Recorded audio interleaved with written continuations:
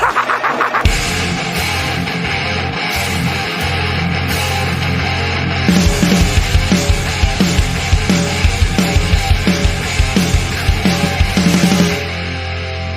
up, guys? Welcome into the Fantasy Football Smackdown. I'm your host, Kyle August. You can follow me on Twitter at KyleMonth8. And on today's show, we're covering some starts and sits heading into week 3. But I am lucky enough to have a guest host with me today. We got Dallas from the Warzone Network. How's it going, bro? Good to see you again.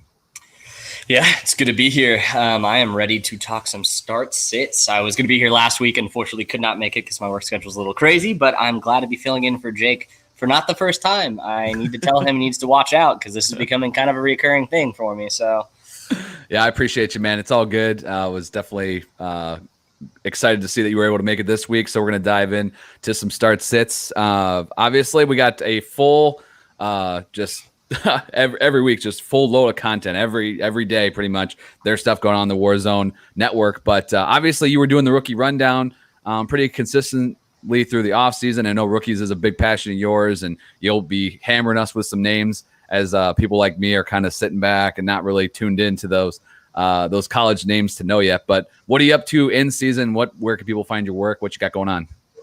Yeah, absolutely. So Memphis had talked about it a little bit just based off of timing. I'm trying to get as many rookies in as possible. So we're just kind of going to workshop it on Sunday release type of thing at Sunday night. Some weeks I may be releasing the previous week's content a little bit later, but I'm hoping to get it out. I may just be altogether cutting out Sunday night and Monday night football in order to get it out on Sunday so you guys aren't a little bit behind, but we're kind of feeling that out. Typically what I do for all of my rookies is I'll be doing a report card. So I do a quarterly report card on all the rookies, my stance, what I believe they're going to finish at, basically at their specific positions, who I think are the truths and who I think are the mirages. So those are just a couple of things that are coming up here in the works here in the next couple of weeks. Awesome. And one last thing before we just dive into this, how good did that Rondale Moore game feel on Sunday for you? Pretty good. Yeah, pretty hot. It's kind of sucking seeing Elijah Moore doing what he's doing, but I'll take the Rondale Moore win. I was riding that train pretty high. So yeah, better days ahead for Elijah. This week will be another rough week. I'm waiting. I'm going to see this one out, and then I'm just going to start peppering any owner that has him that somehow got him from me, because I own Elijah Moore in a lot of leagues. But so yeah, man, it was good stuff, and looking forward to hearing you more on the network. If you're watching us on YouTube, don't forget, post any questions in the chat. Dallas and I are going to give a start and a sit at each position, but we'll take all your questions that you have here. We got Darren chiming in already. Darren, appreciate you, man. Cheers. Good to hear from you. And we got Joe already as well. He's got Robbie Anderson, and he's asking about thoughts on plugging him in over CH. Now, obviously, if you're listening to this on the podcast, you got to be checking us out on YouTube, 7 p.m. Eastern time before Thursday Night Football. You can get these exact questions answered. But Robbie Anderson over CEH, this is a decision Joe's got to make right now because we got kickoff here in about an hour. Dallas, what's your thoughts on Anderson tonight? For me, I just really am not firm on Robbie Anderson. The thing is, he never really was electric with Sam Darnold as his quarterback. He had a couple of games here and there basically in his time with the Jets, but the Robbie Anderson of new that we're associating all of these big games, big blow-ups, and huge target volumes more in that intermediate game, that was with Teddy Bridgewater. That's not with what we're seeing with Sam Darnold, and it's something that should concern you. I understand that Clyde Hilaire may not be performing up to the hyped up level that we have inside of our heads, but the overall volume that he's still getting in the offense is much better than what you're going to get from Robbie Anderson on a regular, consistent basis. I know it's a little bit scary riding with Clyde Hilaire, especially after the fumble late. I know it leaves a icky taste in my mouth being living in KC, but for me, I'm rolling with CEH. The Chargers actually have not been very good against the run this year. They've been pretty good against the pass, but they've been able to be run on. So, you had two backs put pretty close to 100 yards from scrimmage each last week in the Dallas Cowboys, your favorite team, albeit two very good running backs. So I would definitely be rolling with CEH this week, Joe. I would be avoiding Robbie Anderson. Plus, side note, this is kind of the game tonight that I think we're going to see quite a bit of Terrace Marshall. I just got that weird little itchy feeling where you're going to see primetime game. Everyone's actually watching the Carolina Panthers, and you might see a little bit of a breakout tonight. So, yeah, It's definitely been, as an Anderson owner in a few leagues, he was a player that I wasn't as high on in the offseason. And then as I was kind of looking around, felt like a lot of people were. So I kind of took another look and I was like, yeah, his numbers are really good. He's better than DJ Moore really for the most part last year. And just because he's a name that we've kind of heard about so much over his time in the NFL, it was, I've kind of always been like, he's like he's a 40-ish wide receiver. But really this year, I think a few things that obviously Marshall plays a factor, I think, as well, seeing if he's definitely better, I think as far as when you compare what he could do eating into the role of Anderson's versus what Samuel did with that in that offense last year. But also too, CEH is, sorry, we'll back that up because I want to talk about CEH. I don't want to jump the gun. CMC, another C, is in this lineup too. So that's a lot of targets that isn't, being passed around either to Anderson. So I'll just jump right to it here. CH is actually my start at the running back position this week. I know it's been a rough start to the year. You mentioned his usage is totally fine as far as his, carries. He was really high up there in week 1, over 90%, dipped a little bit last week, even obviously with that fumble coming late, but he's still heavily involved in the offense. You mentioned the Chargers defense. They've given up, great game to the Dallas Cowboys running backs last week, 90 rushing yards to Gibson in week 1. So through 2 weeks, they've given up the most rushing yards in the NFL. I think that, this will be a game where he gets a little bit back on track. He's running back 17 for me. And CEH is for me a RB2 and somebody that I would play over Anderson tonight. So hopefully that helps you out, Joe. Appreciate the question and you tuning in. We got some other joker in here. My old coach from back in the day, Seth, said I was able to beat Kyle last week in our league of record despite poor outing from James Robinson. Thoughts on Robinson versus Cordell Patterson? Thanks, Seth. Thanks for chiming in. Thanks for watching and pointing out that you beat me. Not only did he beat me, he pretty much beat the piss out of me with Cooper Kupp and Lamar Jackson, which is ridiculous, but there's that. Thoughts on, and obviously Patterson is usually running back eligible, wide receiver eligible, but if we're talking about just Robinson and Patterson, we got Robinson this week going up against Arizona and Patterson going up against the Giants after coming off a nice game. Dallas, what's your thoughts on James Robinson versus Patterson? Yeah, for me, the Atlanta backfield is just kind of ugly. I understand that we got a big game out of Patterson, and he has been outperforming what we've seen from Mike Davis, but he's not getting a large volume. You're just going to be dependent on those touchdowns. And yes, I'm not going to say that cliche if you take away the touchdowns thing, because that's the game that we play, fantasy football, but It's just not a consistent target volume, not a consistent rushing volume that he's getting. It's pretty much a split backfield with him and Mike Davis. I would be staying away from that situation personally. I'm not super high on Robinson either this week, though. I think that we've seen what this Arizona defense can do, specifically with that front seven against the run and the pass rush. If there's going to be a week that we're going to see a large production volume out of the Jaguars, I think it's going to be in the passing game. I'm actually recommending starting pretty much anyone in that passing game as a flex play this week against the Arizona Cardinals. If I had to lean one of the two, I'm going to go with James Robinson just because the volume is still there. But I'm not really high on either of these guys this week. Yeah, and we're in lockstep here as well. I have Robinson. Running back rankings are really hard to do. You get to past 18 and it's oh my God, I don't want to put this guy here, but it is what it is. I have Robinson as RB23. I like the fact that we saw more usage for him in week 2 compared to whatever the hell they were doing in week 1 with him and Hyde. I think Robinson's better suited as a flex. But if he's your RB2, you're still probably better off than at least a quarter of the other teams in your league. And as much as I like what I saw out of Patterson, and I do think he could be the guy to start over Mike Davis, just based off of just better opportunity as far as what he saw in the passing game and everything. You mentioned it. The usage wasn't, while the fantasy points were a big disparity, the usage was not. Mike Davis still got plenty of work, plenty of snaps. And it's going to keep both those guys down, in my opinion. So Patterson's a low end flex play in a PPR league for me, and not a guy that I'm starting over James Robinson just yet. I still think that Robinson will be the guy there, but as Dallas mentioned, this is going to be a game that they're going to have to really put the heat on through the air because they got to keep up with Kyler Murray. So I think you're good still rolling Robinson again. We'll just keep the questions rolling as we before we dig into this. All good. We got Brett here. He's got a CEH question. He says CEH or Javonte Williams I know I had these Denver running backs as a start last week. They disappointed me for the expectations I had for them. But again, another CEH. We got CEH against the Chargers, and then Denver going up against the Jets at home, the glorious matchup. So I know we talked about CEH, but are you trusting the Rook early on and plugging him in over Edwards-Hilaire?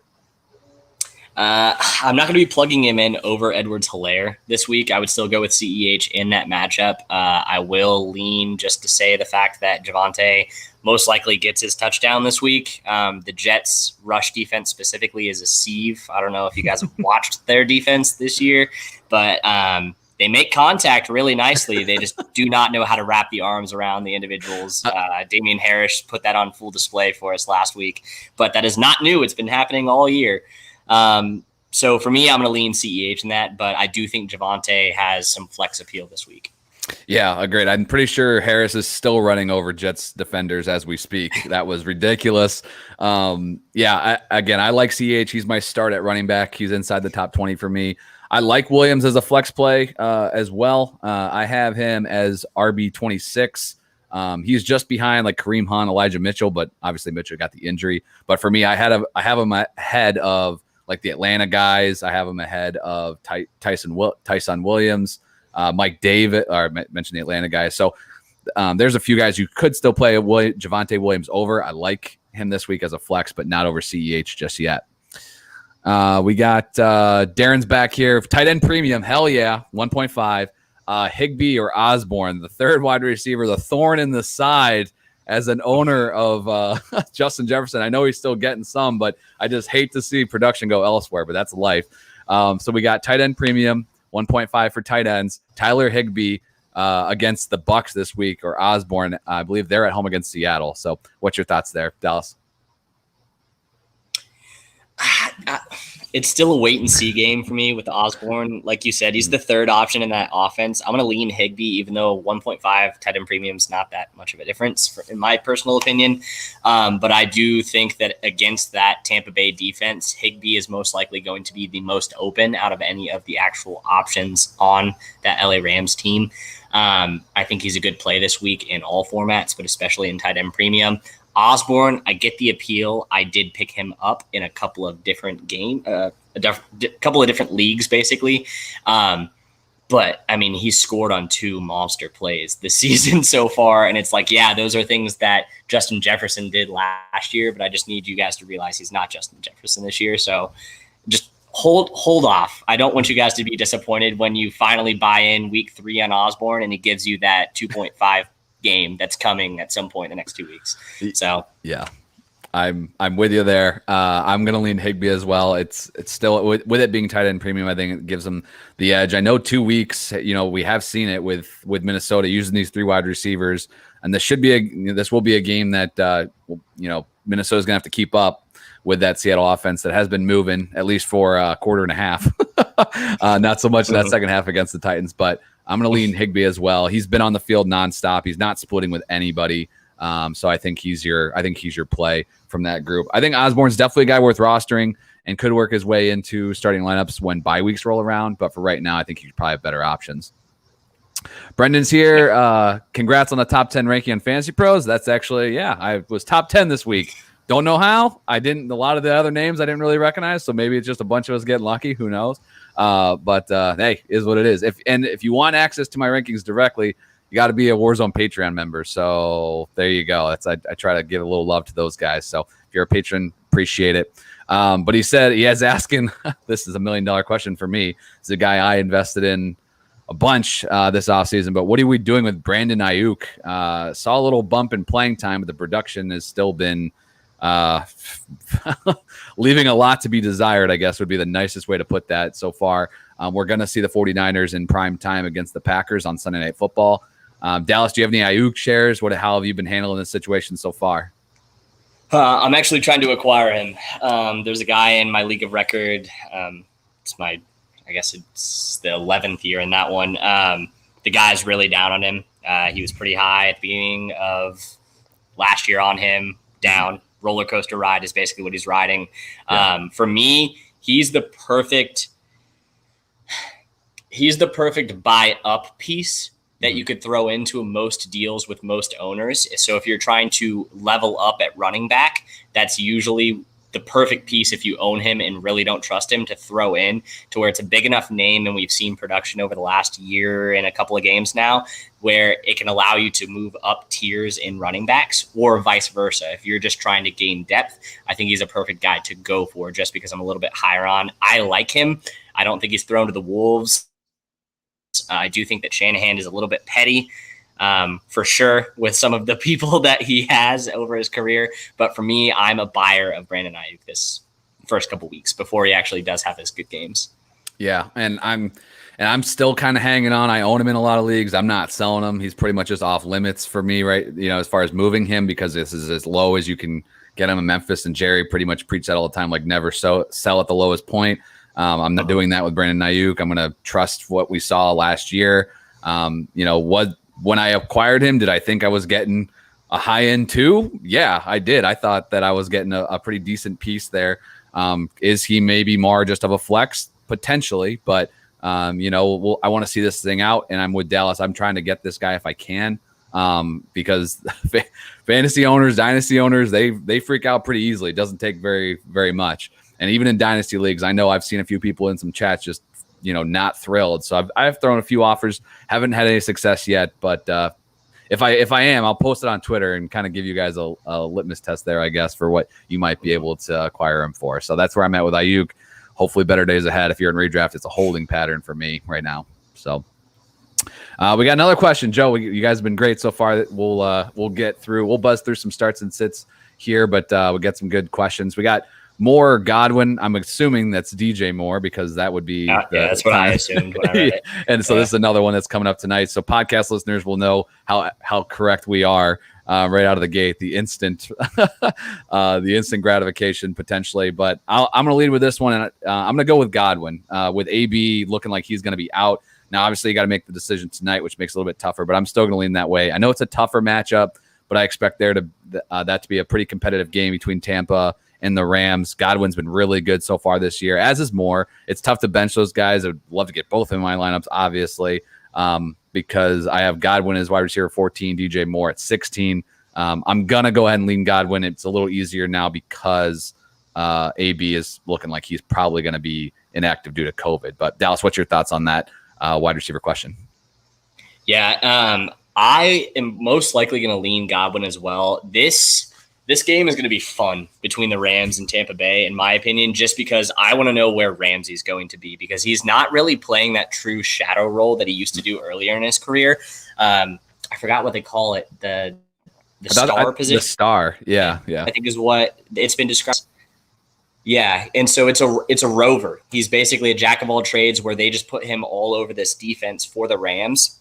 In doing so, he's going to be up against Gronk. He's going to be up against Mike Evans in certain situations. Godwin. I think that everyone's going to eat to a certain degree. It's just kind of going to depend. But with AB not being there, that's one less mouth to feed. There's still not any running back production out of the passing game in Tampa right now. So for me, I'm leaning Godwin over Moore. It kind of leads into the next question as well, just because I'm a little bit down on DJ Moore tonight specifically, because I think any coverage that they can potentially put onto a player with the Texans defense is going to be funneled towards DJ Moore tonight. Yeah, and this is a good question here from Steve. Again, this mentions a player that's in tonight's game, but Steve's asking, with Deontay Johnson trending out, which again, for me, definitely there's some bigger names that seem to be going to be question marks. Hopefully we'll get more information on Friday just so we have advance. But Deontay Johnson, T. Higgins is another one.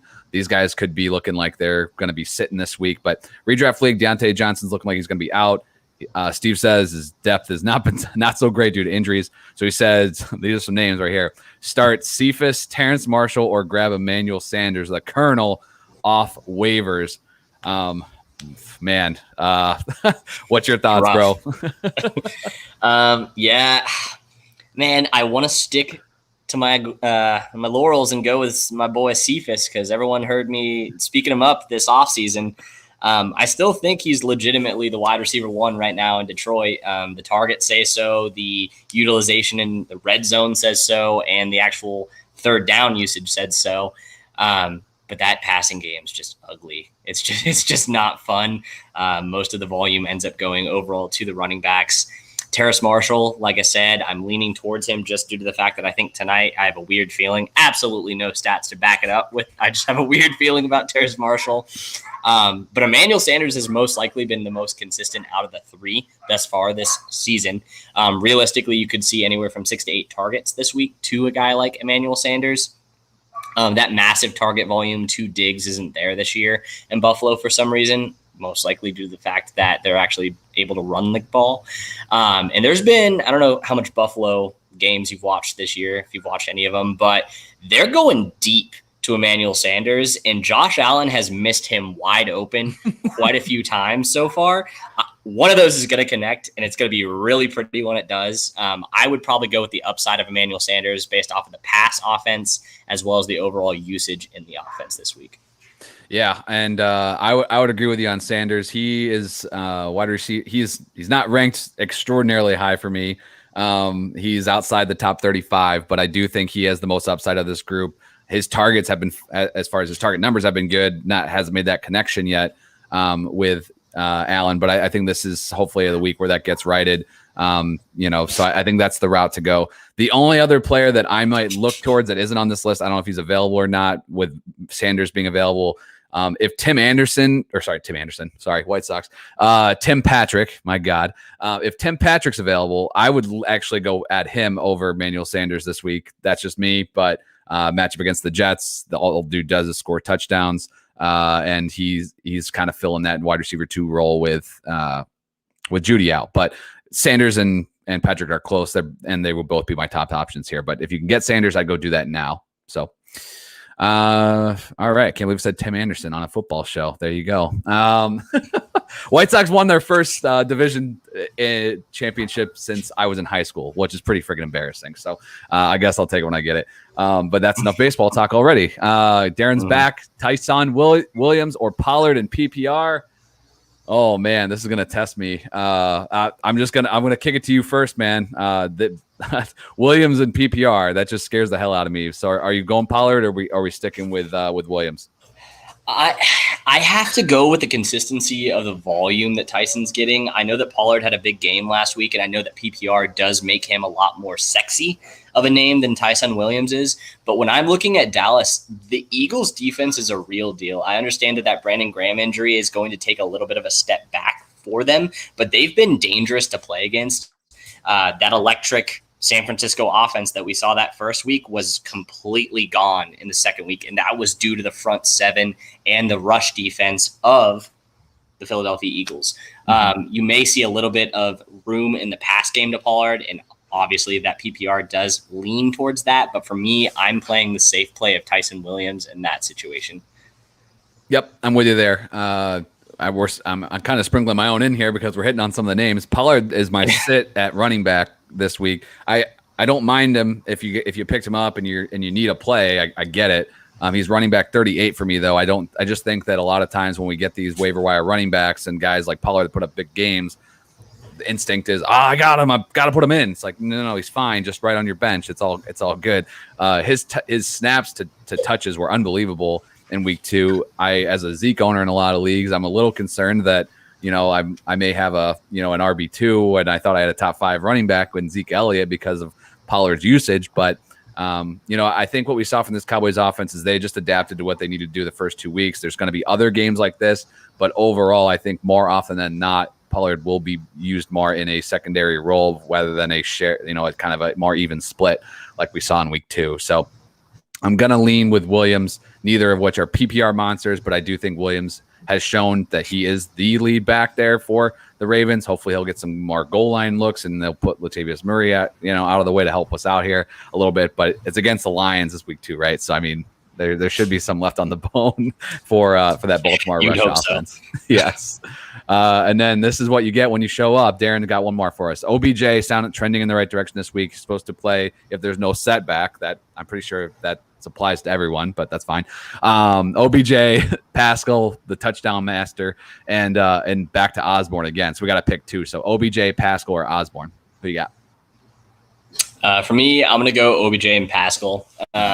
I understand. Well, I guess I can explain a little bit more about the Chicago Bears defense for anyone that wants to hear about it. But specifically, the way that the coverage is leaning after 2 weeks is it is still extremely suspect. I think that you are going to see quite a bit more of OBJ in the slot specifically this game against Chicago than you normally would expect him to based off of what he's done previous years. Jalen Johnson through 2 weeks has the best man coverage rating according to PFF thus far.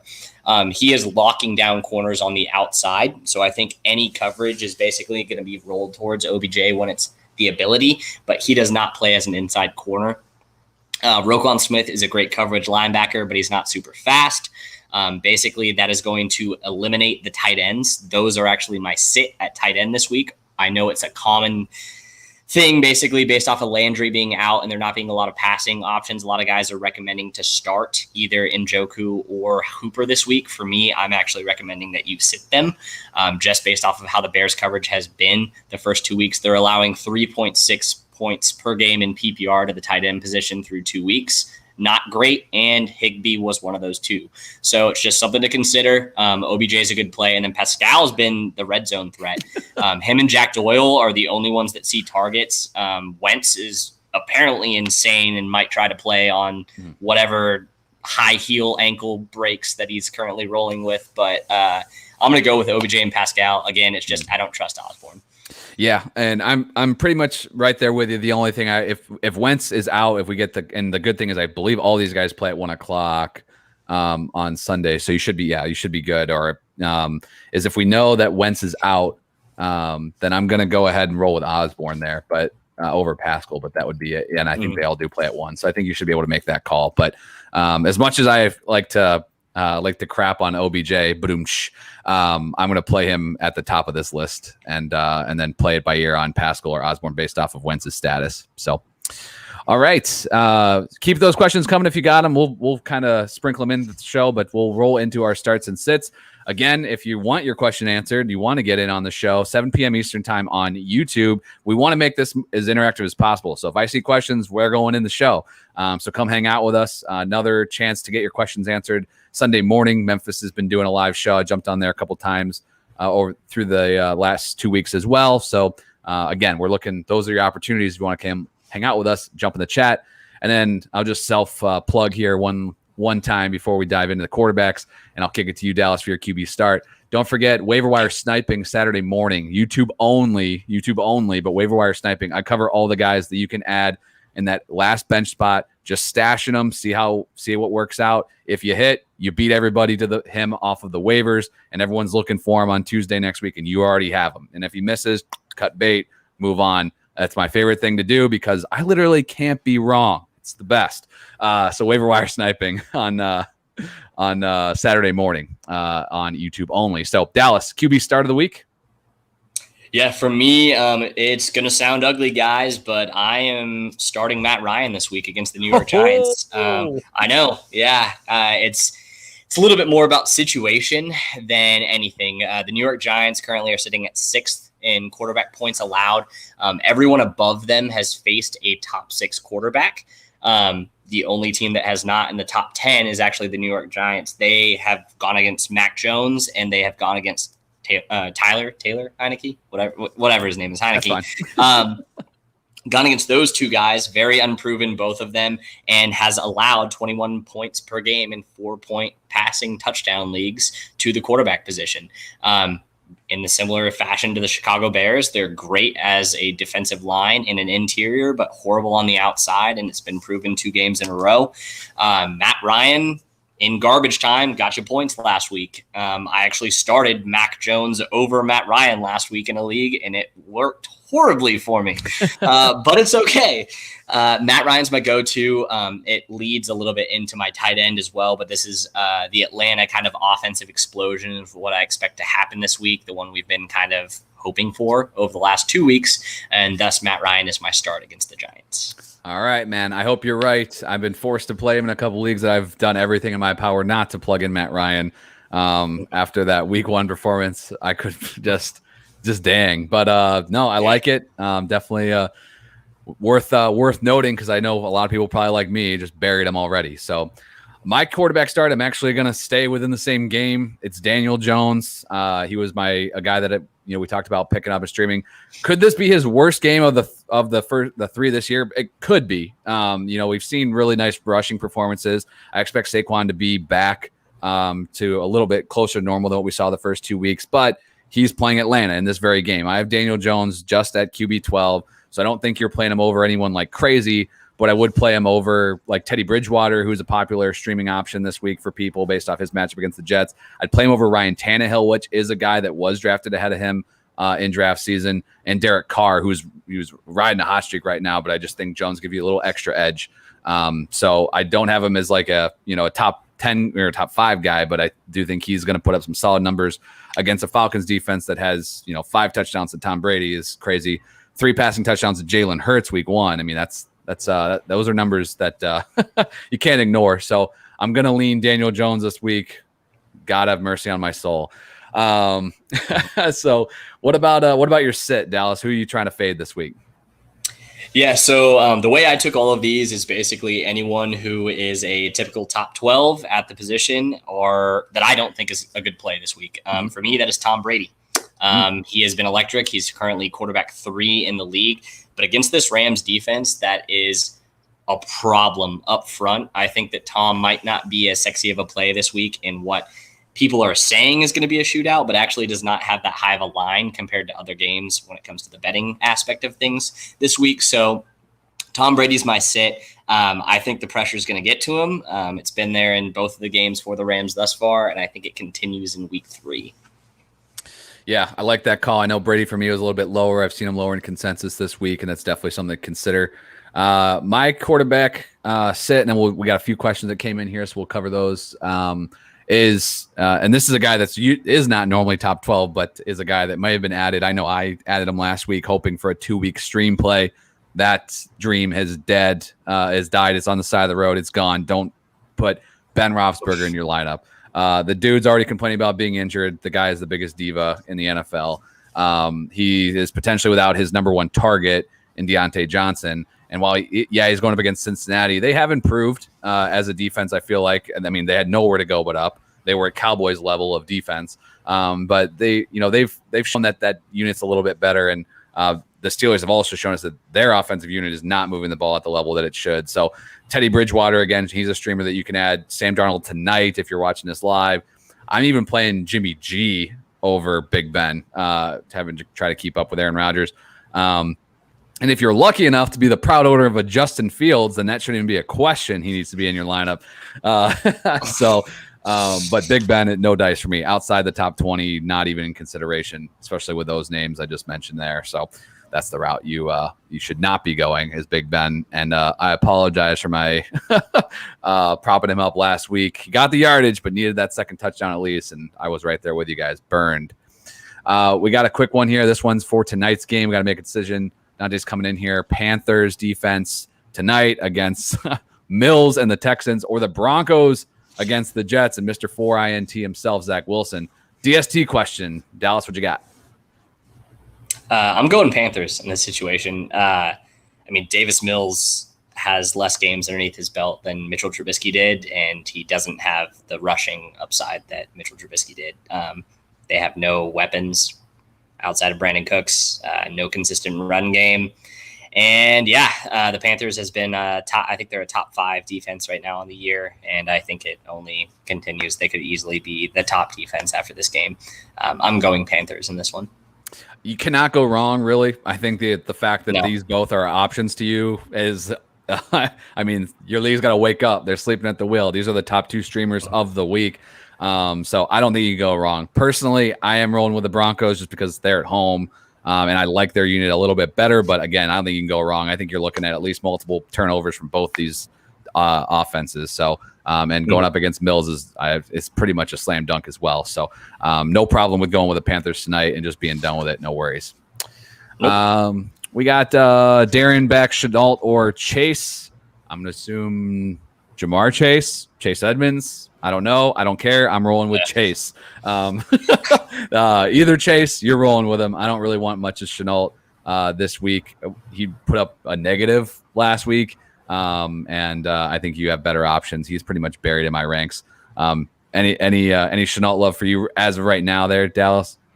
I think he's a good flex play if he plays. He's injured. He got injured on that play that he fumbled, so that's why he ended up with the negative yardage. But Chase won't have an easy matchup this week. It'll be interesting to see how that game rolls the coverage against Cincinnati with Pittsburgh. But yeah, I'm going Chase just to call it quick. Yep. We got Stick and Pucks. All right. Welcome. Thanks for tuning in. We got another Chase. I forgot about all these chases in the NFL. Chase Claypool. What was I thinking? Claypool or Cordero Patterson, the hot name that was picked up on it. So he's on a lot of teams right now for the people that are tuned in and adding these guys ahead of the curve. But Claypool or Patterson for you? I'm gonna ride and die with Claypool. I have him in so many freaking leagues. I can't quit him. Because I know when I do, it's going to be that 30-point game. It's like Marvin Jones in the middle of his career. So what I think we're dealing with currently. So I'm just going to keep going with Claypool. We've seen the target share.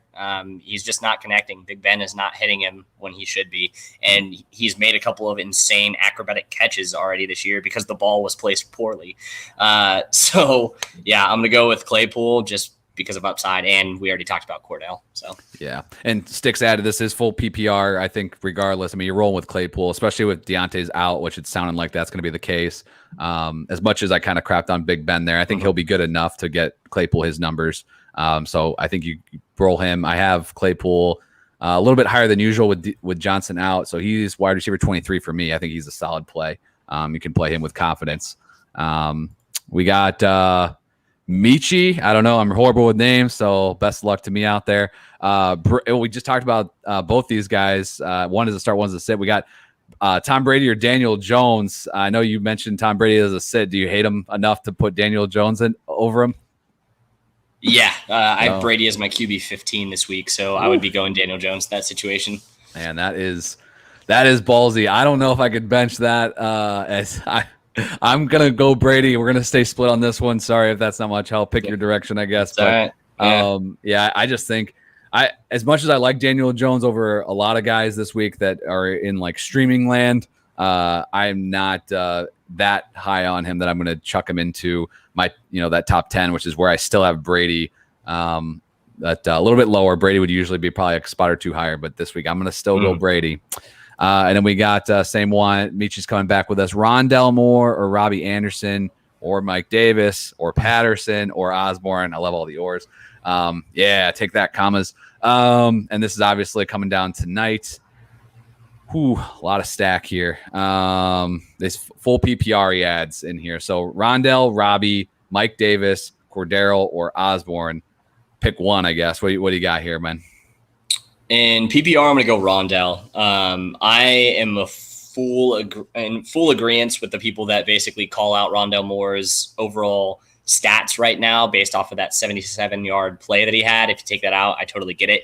But he's leading the Cardinals in targets so far through 2 weeks. I think that continues. So if you're looking at a full PPR, that Arizona passing offense is electric, and it's going to continue to be electric as long as Kyler Murray is healthy. I'm sticking with Rondell. Yeah, I think the upsides with Rondell. I love the trajectory of his playing time. Started to eat into AJ Green and Christian Kirk in week 2. Led the team in targets. What you love to see. And as much as I'm not really extremely high on any of these guys, I would go with Robbie Anderson. I know we kind of talked him down a little bit. I don't think he's like a top 24 guy in this matchup or anything, but I just think I just trust his playing time a little bit more. If you want to go with the upside play of this 5, I would go with Rondell for sure. If you want to play a little bit safer, I'd go with Robbie. In that I don't have the Falcons receivers necessarily really close. We talked about Osborne on the show already, but I think that's kind of the route I would go and lean. And we got another one. Dallas, you must be the man, bro, because we got a lot of people chiming in on this show, so we appreciate it. And helping you guys out. So start 2. In a flex full PPR, we got Javonte, Tyson Williams, Robbie Anderson tonight, Kenyan Drake, or Fournette. It did sound like that Jacobs was back at practice in some capacity today. Not full or anything, but he's around now. So we got Javonte, Tyson, we got the Williams there. We got Robbie Anderson, Drake, and Fournette. You got to pick two. Who's your duo? Yeah, number one on the list for me is actually Kenyan Drake. With or without Josh Jacobs, he's averaging right now 13.75 fantasy points per game in full PPR. He has seen an average of 6.5 targets per game. It's how he's being used. He's being used how we were afraid Travis Etienne was going to be used. He is the slot wide receiver on the team right now. He's seeing more targets on a consistent basis than a guy like Hunter Renfrow, even though Hunter Renfrow is running more snaps out of the slot from him. So Kenny Drake's number one for me. Number two, PPR, it's scary again, but I'm probably going to go Tyson Williams again, just from a consistency basis. The volume that he's getting, you should be playing him at a minimum at a flex or an RB2. So I'm just going based off of floor on both. Yeah. In PPR, I'm going to go that same route. Tyson's my favorite. He's going to be, even in PPR, he's going to be my guy. Javonte would be my play in half, but Kenyan Drake, for whatever I don't know. This is like a little bonus. I'm going to take over the fabulous big bet for a second. Kenyan Drake's receiving prop is stupid. Every week, the last 2 weeks, he's been like, his over-under has been like 20 yards receiving. I'm like, oh, dunk, let's go. Yeah, I don't understand it. And he's the pass catcher. I mean, come on. So even if Jacobs is there, I'm with you. I'm going to go Drake because it's PPR. So we're going to go with the running backs. We're going to go with the running backs there. Let's dive into, speaking of running backs, let's dive into our starts and sits. I already gave mine, which was CEH. It's actually going to answer a question here as well. So I'm going to kill two birds, one stone. I trust him as an RB2 this week. Breck, thanks for the question. Full PPR. I'm plugging him in. Low end, he's a lower end too. He's running back 17 for me. The usage has been fine, to kind of summarize what we were talking about earlier. And the Chargers have given up a lot of rushing yards so far in the production. So I'm going to trust him one more time. Let's roll him. For kind of context, I'm playing him over Elijah Mitchell, Melvin Gordon, Damian Harris this week. So running back 17. Who's your running back start there, Dallas? Mine is actually also CEH. Oh, nice. There we go. Yeah, that was my start. We've kind of beat this one to a dead horse. Everyone, you're asking the same questions because everyone's concerned about it. No one knows what to do with CEH. We're both telling you, play him this week. Yeah, I like it. All right, we're on the same page. That's good. What about your sit? Yeah. David Monk against Cleveland. I understand that the injection of Justin Fields into the offense seems advantageous, but I think that I'm one of the few people that is telling you not to start Justin Fields, and I'm as diehard of a Bears fan as you guys could get. You've known it if you've listened to the podcast. I've been talking him up since literally last year, but what I think is going to happen is that he's going to try and rely on his legs a lot more, so any of those run pass options that you are assuming are going to be injected in this offense, he's going to be keeping them because he's going to be thinking that he can get around. And I think that Jeremiah Owusu-Koramoah gets basically the sole role of spying him this week. And I think that he has a much worse game, which in turn, if he's taking those carries away from David Montgomery, is going to take it away from that. You can only lean on him so much. Nagy showed that he was not willing to lean on David Montgomery in week 2, even though in week 1, he took 11 carries for over 100 yards. It's just something to watch. I do not feel comfortable with David Montgomery this week at his current RB ranking. So, gotcha. And I mentioned my sit is Tony Pollard. Again, just kind of pumping the brakes on him. I would play James White. I would play Cordero over him and Tyson. Those are guys you all picked up off the wire as well. I would play those guys over Pollard this week on Monday night. On Fields, just like I'm with you. I know, and I want to just call this out because I preached this strategy all offseason in redraft. Like, go get an early season streamer, Kirk Cousins, which has worked great, and then pick up Fields, and then in October you're locked and loaded, right?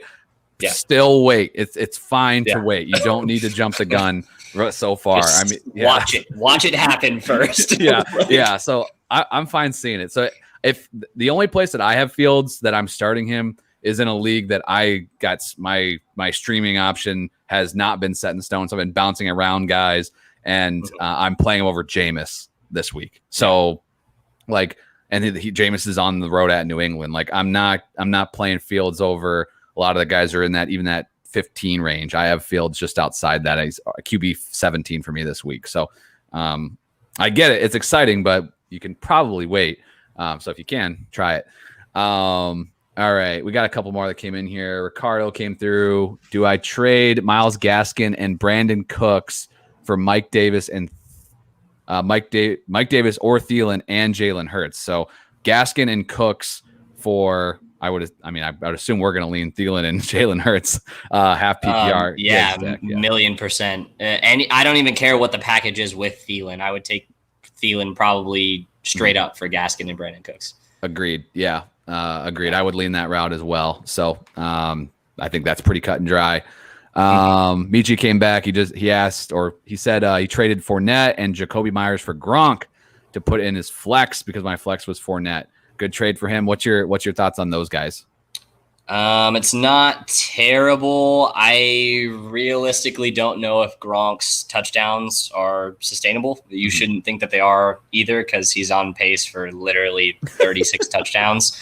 Yeah. So just temper that expectation. I think having two flexes on the same team is a little bit dangerous trying to roll that out. But you didn't give up a lot to actually get him, so it's okay. Yeah, agreed. I don't think those guys are anything special, but I don't think your flex is solved, I would say, to put it that way. So you can still roll them out there. It's fine. You could do worse. It could be Jacoby Myers, but I would just still continue to look to improve my roster. Wide receiver starts and sits. We'll kind of buzz through. You still good for another 5-10 minutes here? Yeah, let's just reel them off. We got a lot of questions, but I'm down to finish. Yeah, this has been awesome. So wide receiver start. I'll let you go first. Yeah, mine's Sterling Shepard. I've been rolling him out since week 1, and I'm going to continue to start him until he burns me multiple weeks in a row. He's the most consistent person in that offense, regardless of wide receiver, tight end, running backs. Better than Saquon, better than Golladay. He's equal in targets with Golladay, and he's actually performing. He's the safety blanket. He's basically getting everything that Evan Ingram normally would get. And even if Evan Ingram does play, which I still don't think he's potentially going to play this week, the practice reports for him make no sense for me whatsoever. This is the first time he's practiced in like 3 weeks. Mm-hmm. I'm sticking with Sterling Shepard this week. He's my play. And against that horrible Atlanta defense, like we talked about earlier, if there's a reason why Daniel Jones is the start of the week, it's going to be most likely Sterling Shepard. Yeah, I like the call a lot. He was definitely in consideration for me. And so I really like that one. A guy I'm going to go with for some reason, and I don't know, maybe it just hasn't adjusted yet for people's ranking of this guy with Deontay Johnson's news kind of not being finalized yet. So totally get it. But Juju Smith-Schuster is wide receiver 20 for me this week, similar to what we talked about with Claypool. There should be more targets to go around in that offense. So Juju was outside the top 24 over at Fantasy Pros. So I think that will adjust, but he's usually my guy in this offense anyway. I usually have him ranked a little bit higher than usual, but I'm definitely playing him this week. I know it's only 2 games, a long way to go. Cincinnati has improved from last year, but they're still giving up plenty of production early on in the season. Obviously, big game for Minnesota in that kind of shootout, and still both Bears wide receivers. Now Robinson needed a touchdown, but they both got 9 points in half PPR. So I think Juju could do better than that this week. I'm playing him over Mike Evans, Robert Woods, and I'm playing him over Deebo Samuel, which I don't know. That's the one. Let's go. Let's see it. But Juju's top 24 for me this week. You need to have him in your lineup. Let's just dive into the sits. Wide receiver sit. Who you got? Yeah, mine's actually Terry McLaurin against Buffalo.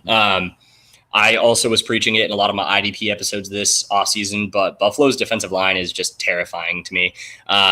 It's very good, and their defense all around is significantly improved from last year where they were a top 10 unit. McLaurin is the only true offensive weapon really that you're going to get outside of the red zone where Low Thomas becomes relevant for Taylor, whatever his name is. But you can tell I'm not huge on Heineke, all right? Yeah, but McLaurin's going to end up getting the Tre'Davious White treatment, which is not a treatment any wide receiver wants. I would be staying away from him. He's yet to produce this season at a gangbuster wide receiver 1 level, and this is definitely not the week I would be relying on him to do that. Yeah, coming off a big game, I know a lot. I saw him ranked inside the top 10 a lot of places. I was a little bit lower on him. I have him as wide receiver 17, so I still think it's going to be tough to sit him. You're going to have some really good options like Sutton would be maybe a guy that maybe you drafted in the mid rounds as a flex that you could plug in and over him as an example. As a guy, maybe the Steelers wide receivers without Deontay Johnson could be another option. As I'm kind of looking at some guys that were drafted a little bit later. Would you go McLaurin, or I don't have this decision, but this is a guy that's I've had a tough time ranking. Would you go McLaurin or Mike Williams, who's off to just a freaking fire start right now? And Mike Williams has the Chiefs this week. Yeah, against the Chiefs defense, I would be going Mike Williams. If you look at specifically Mike Williams splits against the Chiefs, it's pretty daunting. You think he's looked good the first 2 weeks of the season. Go back the last couple of years and look at what Mike Williams has done to the Chiefs. I've watched every single game that it's happened. It's not pretty, and I expect a lot of the same, especially with Justin Herbert. So I'd probably go Mike Williams in that situation. All right, there you go. I dig it. I like the bold call. I really do.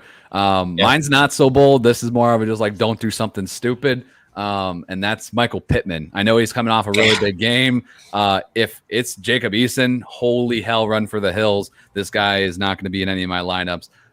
He gets Tennessee, so I know that defense gave up really nice games to Tyler Lockett just a week ago, and Pittman saw a really nice performance in week 2. But I would roll like Tim Patrick. He's kind of been my waiver guy as of late. He's a guy that I would pick up and just roll with. Emmanuel Sanders, Darnell Mooney. Those are kind of some guys that are all readily available or could have been picked up or drafted after Pittman that I would go ahead and roll with him. So Pittman is just inside my top 40, but somebody I'm trying to steer clear of. And if once we get the confirmation that it's Eason, if it is, then pretty much, off my radar this week. Before we jump into the tight ends, just got a couple more just to catch up. Michi asked Broncos or Panthers. We already covered this one earlier. Can't go wrong. Panthers should be your play tonight. Just you play it safe. It's great. Mills is horrible. But honestly, those are great options. Dak or Hertz. Again, these are both great options. I think maybe that question earlier, he had Hertz. So, you might want to look to trade both those guys. You have an abundance of riches there, that they're facing off against each other. I'm going to lean Dak, just because I think that he's a top 5 quarterback pretty much every week. And as much as Hertz has that nice rushing upside, I'm always scared to death he's going to put like 100 yards passing. So would you go Dak or Hertz, the non-biased opinion? I'd go Dak. I mean, just a very under the radar thing that's happening right now. The Dallas Cowboys are leading the league in turnovers. From the defensive side of the ball, Hertz has shown that he will turn over the ball if he throws it a large volume. At least last year, he's been pretty consistent this year. So I would just lean with the safe option. I feel like going with Hertz, although the rushing upside is higher than Dak, you're getting a little bit cute in that situation because you drafted Dak to be your QB1. Mm-hmm. You really should only play him in situations where he's hurt or on buys over Dak. So it's hard to trade quarterbacks a lot of times in one QB league. Yeah. So when you have Hertz, it's like, dang, he's just constantly putting up points on my bench. I'm just going to pull that back up for a sec. He did ask earlier that I think I read this backwards. So if he has Hertz, would you trade Hertz and Mike Davis or Thielen for Myles Gaskin or Brandon Cooks? If I can trade Hertz for Gaskin and Cooks, I would do that. If you have to throw in Mike Davis, I've tried not to, but if I can just trade Hertz for one of those guys, like if I have 2 quarterbacks that are firing off as top 10 guys, I'm going to do that. And what you might be able to do is leverage the recency bias that everyone will have probably on Monday night, because everyone's going to watch Hertz play again, and he's been good the first couple weeks for fantasy. So yeah, if you have both quarterbacks, you have Dak, you don't necessarily need Hertz. You could try to move him you could probably get Gaskin for him. Gaskin's been a little down the first couple of weeks, and I think better days ahead for him. So I would do that. And then one more before we get to the tight ends and wrap this thing up. Patty asks CEH, popular name this week. Brandon Cooks playing tonight or Claypool PPR. I'm gonna go Claypool. We talked about him earlier. With it being PPR, I think that gives him the little extra edge with Deontay out, like we talked about. I think more targets. Dallas, which way would you lean in that with that trio?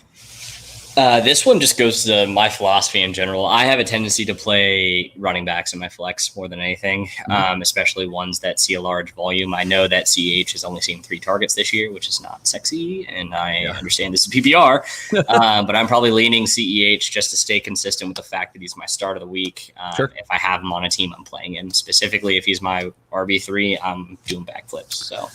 Yeah, I saw I forget who. I think it was Evan Silva posted this or somebody, and then somebody else commented on Twitter. It doesn't matter. He said man, why is CEH, this in college was just big time receiving back, and he's seen basically nothing through his career. And this year he has, what you said, 4 targets or whatever, right? Or 3. Yeah. And then somebody comes like, that's 75% of the running back targets for Kansas City. Yeah. So it's like they're giving them to other people. They're just not giving them to anyone. So they're going to Travis Kelce. That's where the targets are going. If you've forgotten, he scored 24 PPR points in standard non-tight end premium on average this season. So yeah, it is definitely crazy. But yeah, I like CH a lot this week. I think the safer play would probably be Claypool and PPR, but I definitely know the upside of having that running back spot. Or at running back in your flex spot. Let's wrap this thing up with everyone's favorite position, the tight end. This is always extremely hard. So to come up with starts and sits, because my God, it feels like there's only 10 guys that you would even want to put in your lineup ever. But we'll give it a shot, I guess. Who's your start at tight end? So this is a situation where I said it last week under my breath, and I'm glad that it did not make the show. I'm leaning Dalton Schultz. I just like him more than I like Jarwin. I've never been a Jarwin guy, and there's going to be even more volume. I mean, Amari's banged up right now. Realistically, you could see quite a few targets go to the tight end position. And although the split last week by 1 target went to Blake Jarwin, the week before it was all Dalton Schultz. And I think it's going to be more of the same. It's a good matchup against the linebacking core of Philadelphia. That's actually the weak part of the team outside of their second cornerback position. So I'm going to go with Dalton Schultz. All right. I like it. I feel like my sit is probably maybe a little bit more better than my start, but I know he's had a disappointing start to the season, but I'm going to go with Dallas Goddard as just don't screw yourself here. Just put him in. He's fine. You draft him as your starter. He's your starter. Zach Hertz is on COVID IR list. I don't really care even if Hertz plays. I think Goddard's going to be a fine play. If for some reason you had like a Higbee and Tanyan on your team and you've been rolling with Goddard, I still think you go with Goddard this week. So again, this position is always tough, but so I don't think I'm breaking any, big barriers here by saying start Dallas Goddard, but just don't, I'm not going to jump off the ship yet on Goddard. Exactly. I'm gonna stick with him. So you have a sit at tight end? I talked about him a little bit earlier. It's the entire Cleveland tight end core. I would not be starting him against the Bears this week specifically. I'll reiterate 3.6 points per game on average to the tight end position this year in PPR. It does not look good. They have gone up against relevant tight ends. So it's just something to keep your eye on. I would not be starting them. I just think that other streaming options are going to be a little bit better for you, even with the dearth of receiving options on the Cleveland Browns due to injuries. Gotcha. Yep. And I'm gonna sit everybody from a team too, and I'm gonna go with the Patriots. Johnny was obviously a little bit more banged up than maybe we realized. His snap share was down. Henry still didn't see many targets even with that. So I would lean like Jared Cook. He's still available in half of leagues. He was a streamer that he's owned in less than both the Patriots tight ends. And as much as we'll see how it plays out, but if Evan Ingram's active, I would roll him as well over both those options. Again, I don't think that Cook or Ingram are top 10 by any means, but I think they'll be better than the Patriots tight end. So I went with them as my sit for week 3. So I think that about does it. I think we have answered every question. I know that for a fact. No more coming in here. So Dallas, I appreciate you, bro. One more time, just for everybody, where can people find your work, and why don't you throw your Twitter handle in there for the non-YouTube audience? Yeah, absolutely. As always, my name is Dallas. I'm the host of the Rookie Rundown on the DWZ Network. I will be doing my rookie report card starting next week, with the first 3 weeks of the actual NFL season in the books. It's a good just kind of threshold to go over the rookies. On Twitter, you can find me at Salad Galore. That is salad with 2 L's. It is my name backwards, Galore. Yes, I was 13 when I made it. It is okay, guys. Just some parting points for me. If you're a Kyle Pitts owner, I'm high on Atlanta this week. This is probably the week where you're actually going to see something that makes you excited outside of just theoretical target share. And my one pick prop for tonight's game, I'm going bold. I'm sticking with it. Terrace Marshall. 6 receptions, 72 yards, touchdown. Okay. Awesome. Right there. All right. Good deal. I hope you're right. I have a lot of Marshall shares that I'm hoping to be able to use in the coming weeks. So a little seeing it would be awesome. So appreciate you. Thank you for joining me this week. Appreciate everyone that came on and ask some questions in the chat. Again, 7 p.m. Eastern time. If you're listening to this on the podcast and you want to jump in with us on Thursday nights, 7 p.m. Eastern time every Thursday, well in advance of kickoff here, so we get all your questions answered. Plenty of time. Again, you can follow me on Twitter at KyleMonth8. Be sure to tune in to another live show on Sunday with Memphis. But before that, Saturday morning, YouTube only, waiver wire sniping. It's quick. It's like 8 minutes long. It covers the players that you need to know ahead of week 4. And while right now we're kind of just stashing and trying to be prepared, bye weeks are coming up. We're still a couple weeks away, but that's when this thing really gets kicking because you don't want to be sitting there, open up your lineup on Tuesday morning and like, holy crap, I got all these guys on bye. So what do I do, right? Plan ahead, waiver wire sniping Saturday morning. So for Dallas, myself, and all the Warzone members, appreciate you guys tuning in. We'll be back with more content later on this week. We'll see you later.